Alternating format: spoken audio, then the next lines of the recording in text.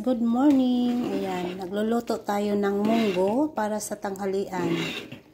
Ginisa ko yung baboy, sibuyas at bawang. At ang halo nito is kalabasa, sitaw at munggo. Ayan, at lalagyan natin ito ngayon ng alubati at saka malunggay para mas masarap siya pag maraming gulay para masustansya ang ating tanghalian. Ayan guys, ilagay na natin yung alubati. Yan, alubati yan.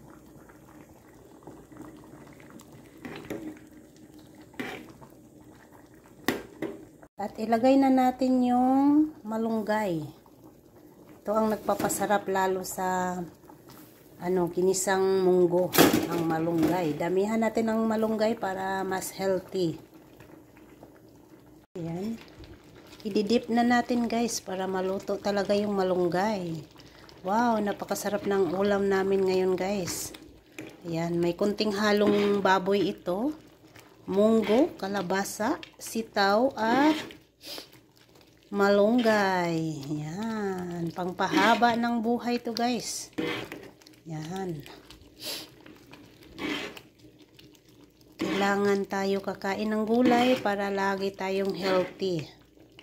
Napakasarap nito dahil malapot. Lagkitan yung yung munggo. Napakalapot. Ganito ang masarap na luto sa munggo guys. Maraming gulay ihalo para masustansya. Yan. Wow. Yummy.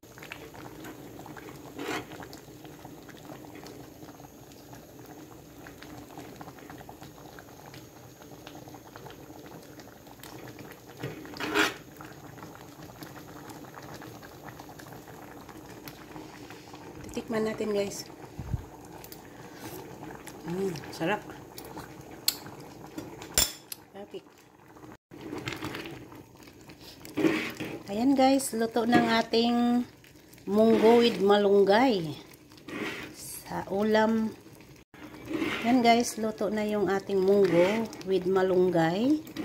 Kainan time na tayo guys. Kain po tayo ng lunch. Ito po ang ulam namin ngayon. Ayan. Pangagda sa mother. Pangagda. Niod tuta. Hanisod ani mo? Munggos o kamunggay. Basa. Karning gamay. Yun tuta guys.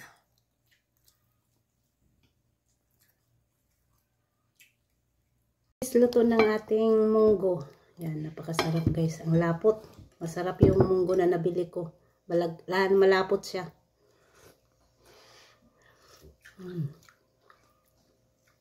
Masarap talaga ang munggo pag maraming halo.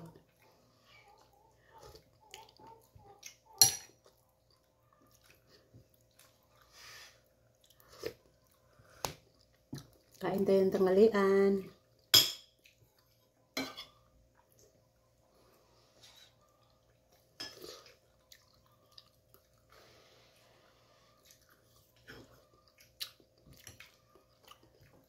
Hindi pa tayo nakabihis guys.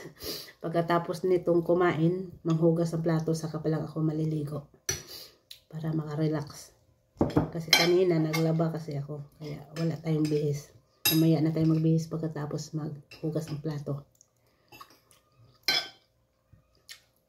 Okay guys, thank you for watching. See you sa aking next vlog. Bye bye.